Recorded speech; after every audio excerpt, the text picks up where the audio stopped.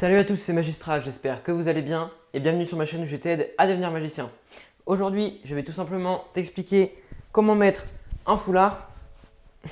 Non, je rigole, tout le monde sait faire ça, mais par contre, personne sait faire ça. Passons aux explications.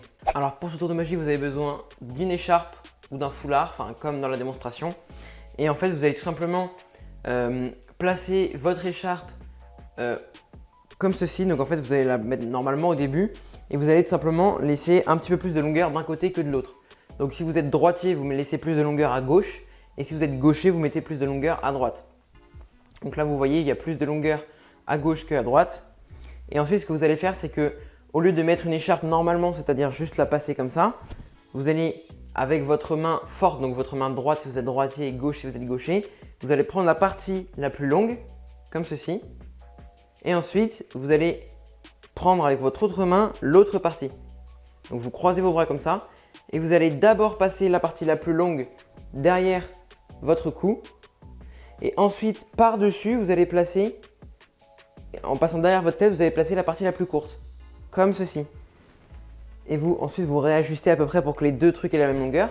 Donc là, vu de devant, on a l'impression que l'écharpe est mise normalement, mais en fait vu de derrière, ici, on a un petit nœud. Et en fait, ce petit nœud, c'est juste, en fait, le foulard n'est pas mis. Enfin, on a l'impression qu'il est mis, mais si je tire, là, c'est tout simplement automatique. Si on tire, je monte de derrière, l'écharpe s'enlève totalement. Donc, je vous remontre. Vous laissez un petit peu plus de longueur sur un des côtés. Vous prenez ce côté-là avec votre main opposée. Ensuite, vous prenez l'autre partie, la plus courte. Et vous allez passer d'abord la partie la plus longue derrière votre tête.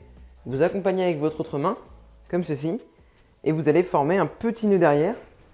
Et ensuite, vu de devant, si vous tirez comme ceci, on a l'impression tout simplement que l'écharpe passe à travers mon cou. J'espère que ce tour de magie t'a plu. Si c'est le cas, n'hésite pas à t'abonner, à me le faire savoir en commentaire.